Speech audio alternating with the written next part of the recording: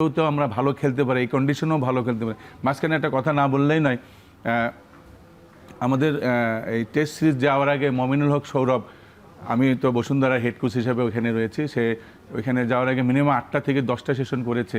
তার সাথে কথা হলো যে তুমি এখানে কেন, বা আমাদের তো আরও কে আছে, বলছে না স্যার এখানে আমাদের উইকেট, আপনাদের যে ইনডোরে যে কিছু কিছু উইকেট আছে যেগুলো উইকেটের সাথে অস্ট্রেলিয়ার কন্ডিশনের কিছুটা হলেও তাদের সাথে ম্যাচ করে, এই জন্য স্যার আপনার এখানে এসে আমি এই কাজগুলো করতে চাই যে ওখানে আমি কোন শর্টসগুলো করবো। যে প্রিপারেশনটা যে আমাদের প্লেয়ারদের প্রিপারেশন ছিল, ওখানে মমিনুল আসে ওই কাজগুলো করেছে, ওর সাথে তাইজুল কাজগুলো করেছে।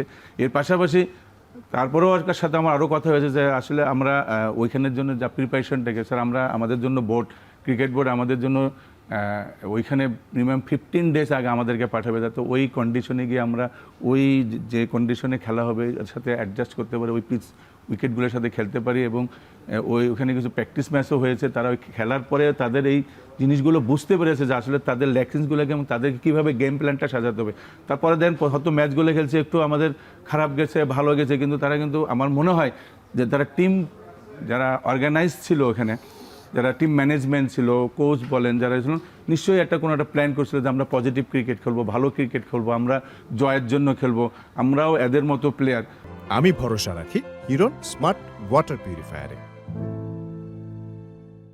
আর বর্তমান অস্ট্রেলিয়া টিম কিন্তু এটা ফালনা টিম না, এখানে কিন্তু যে মোটামুটি একটা মানে সবচেয়ে এক্সপিরিয়েন্স টিম বলা চলে। বোলিং ইউনিট বলেন, ব্যাটিং ইউনিট বলেন, ফিল্ডিং এবং তাদের গ্রাউন্ড সব কিছুই তার।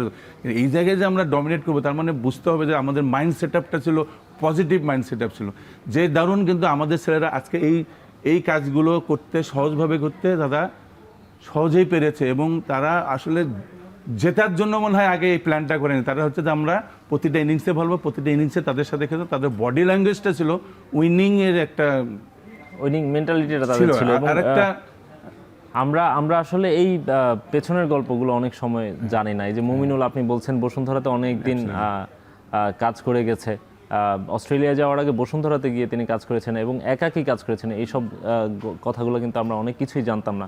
আমরা আপনার কাছ থেকে এগুলো আরও অনেক শুনবো। আমাদের সঙ্গে হান্নান সরকার আছেন, বাংলাদেশ যখন